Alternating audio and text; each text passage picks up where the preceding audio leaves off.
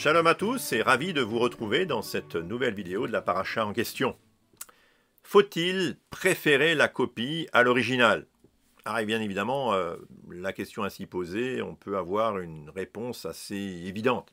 D'autant que bien souvent, ici-bas, sur la Terre, eh bien l'original a bien plus de valeur que la copie. Que ce soit quelque chose de reconditionné, de générique ou de frauduleux, il est évident que l'original est bien meilleur. Une Rolex achetée sous le manteau n'a évidemment rien à voir avec celle qui peut être achetée place Vendôme à Paris.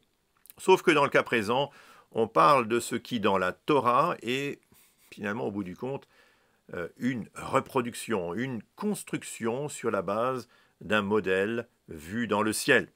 En effet, le tabernacle érigé dans le désert par les Israélites n'est pas l'original, mais bien la copie de celui qui est dans le ciel.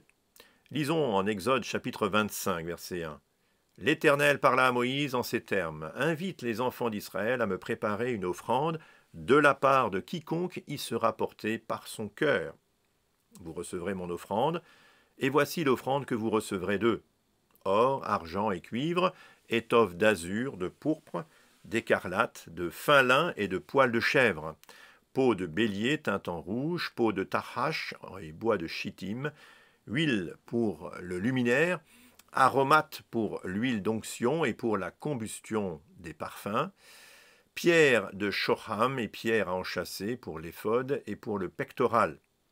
Et ils me construiront un sanctuaire pour que je réside au milieu d'eux, semblable à tout ce que je t'indiquerai, c'est-à-dire au plan du tabernacle et de toutes ses pièces, et vous l'exécuterez ainsi. Semblable à tout ce que je t'indiquerai, nous est-il dit. Une reproduction donc. Comment Moïse a-t-il alors pu transmettre toutes ces indications? En fait, nous n'en savons pas grand-chose. Avait-il alors un plan ou peut-être une ou des photos? Le texte reste assez mystérieux à ce sujet. La seule chose que l'on sait, c'est que la construction pour laquelle le peuple est appelé à faire tous ces préparatifs n'est pas l'original, mais bien une copie d'un modèle vu par Moïse dans le ciel. Alors, dans notre récit, la chronologie des chapitres dans le livre de Shemot n'est pas ici très rigoureuse, et les bonnes dispositions que l'on voit ici dans notre récit du peuple au chapitre 25 tranchent avec l'épisode funeste du veau d'or qui se trouve dans les chapitres qui suivent. Si bien que la plupart des commentateurs estiment que ce prélèvement, qui est le sens du mot terouma, intervient après l'histoire terrible du veau d'or. Cette construction semble d'une certaine manière comme une réponse de Dieu à l'échec du veau d'or. Or, le projet divin est rien de moins que la réalisation d'un sanctuaire, certes aux dimensions assez modestes, un lieu de résidence pour le Dieu qui, lui, embrasse tout l'univers. Alors, le paradoxe du sanctuaire est celui finalement peut-être de la petitesse du lieu en rapport avec les dimensions infinies du créateur de l'univers. Le sanctuaire qui se dessine est d'ailleurs moins une résidence en fait que le seuil d'une porte qui s'ouvre sur l'Éden de Dieu. Le dépouillement que constituent ces offrandes volontaires est, on peut le dire, l'expression d'une consécration totale et même volontaire qui est sans lien avec un quelconque mérite du peuple. Surtout si on le situe après le veau d'or.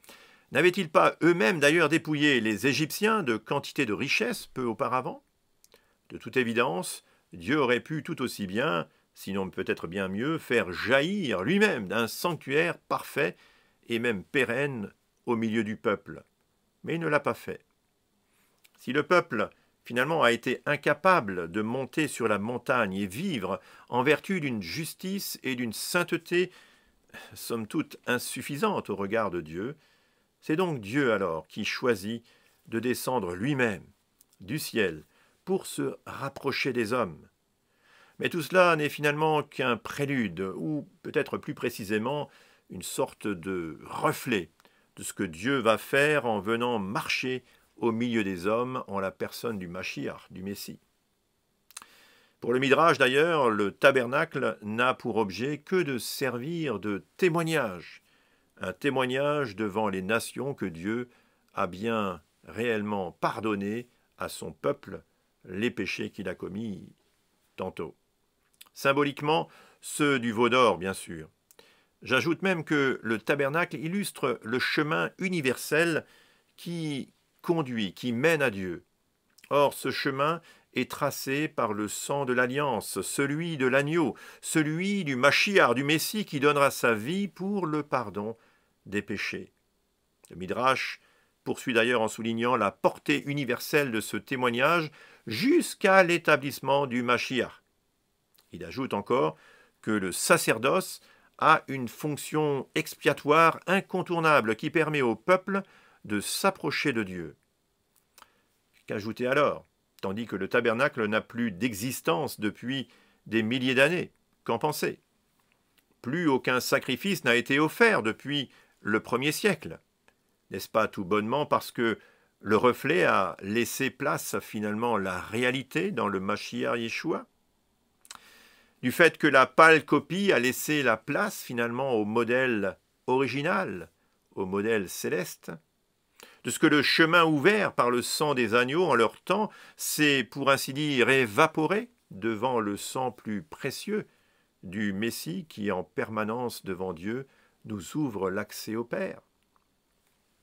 Le prophète Jérémie illustre sans doute cette idée quand il dit en Jérémie 31 et au verset 32 « Mais voici quelle alliance je conclurai avec la maison d'Israël. Au terme de cette époque, dit l'Éternel, je ferai pénétrer ma loi en eux, c'est dans leur cœur que je l'inscrirai.